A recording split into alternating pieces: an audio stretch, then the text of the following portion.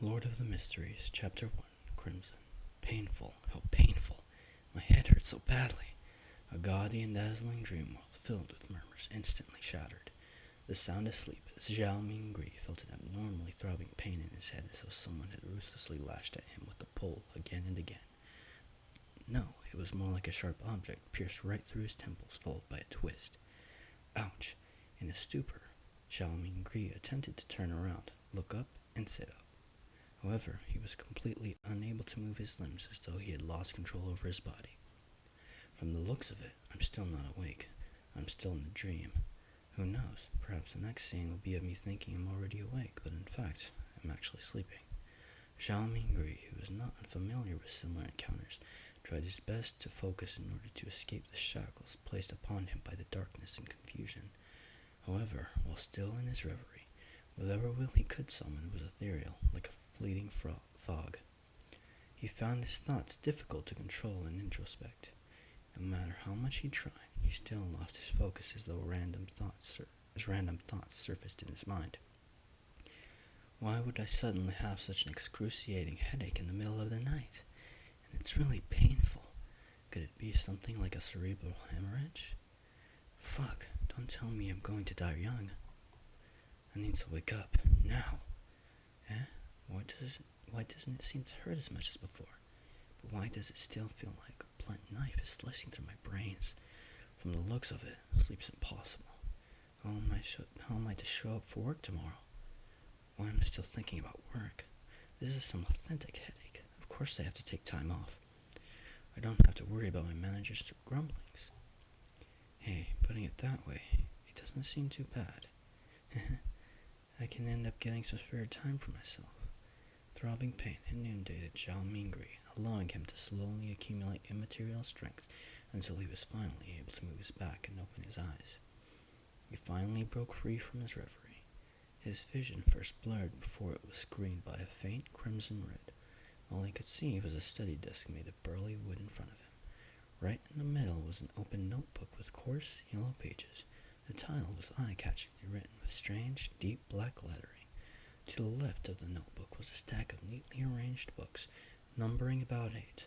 The wall on their right was inset with grayish-white pipes with wall lamps connected to them. The lamp had a classical Western style to it. It was about half the size of an adult's head, with an inner layer of transparent glass and an exterior gridded with black metal.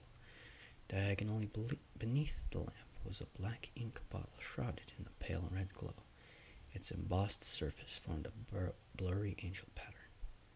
In front of the ink bottle and to the right of the notebook sat a dark-colored pen with a fully circular body. Its tip shimmered with a faint glint, while its cap rested right beside a brass revolver. A gun? A revolver? Zhao Mingri was completely taken aback. The things laid before him were alien to him. It looked nothing like his room. While feeling shocked and confused, he discovered that the desk, notebook, ink bottle, and revolver were covered in a layer of crimson veil, a result of the light shining from the window. Subconsciously, he looked up and shifted his gaze bit by bit. In midair, a crimson moon hung high above the backdrop of a black velvet curtain, glowing in the silence. This, Zhao Mingri felt inexplicably horrified.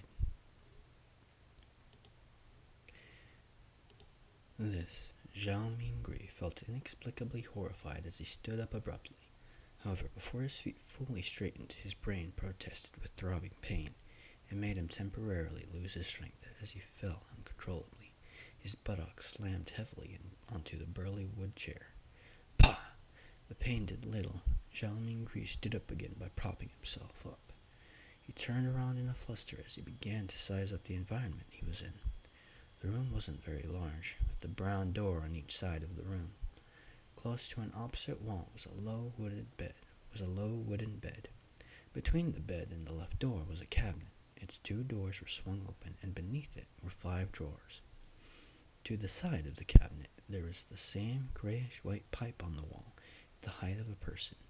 However, it was connected to a strange mechanical device with exposed gears and bearings in several spots.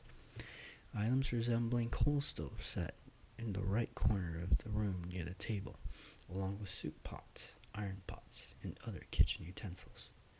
Across the right door was a dressing mirror with 2 cracks. Its bottom was made of wood, and the patterns were simple and plain. With a sweep of his gaze, Zhao Mingri noticed himself in the mirror, the present him. Black hair, brown pupils, a linen shirt, thinly built, average-looking features, and a rather deep outline. This.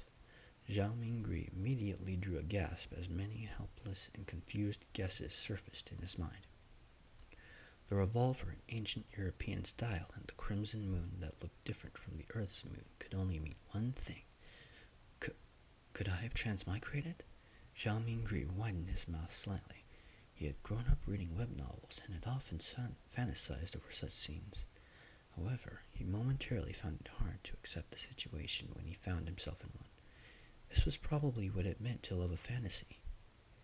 In a minute, Zhao Mingri had already cursed himself while trying to make the best out of his adverse situation.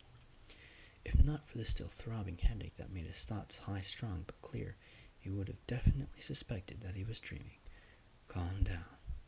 Calm down. Calm down. After taking a few deep breaths, Zhao Mingri worked hard to stop panicking. At that moment, as his mind and body calmed down, memories began flooding him as they slowly appeared in his mind. Klein Moretti, a citizen of the northern continent's Loan Kingdom, Awa County, city of Tingen. He is also a recent graduate from the Department of History at Koi University. His father was a sergeant in the Royal Army who had sacrificed himself during a colonial conflict with the southern continent. The bereavement allowance gave Klein the opportunity to study at a private language school and laid the foundation for his admission into university.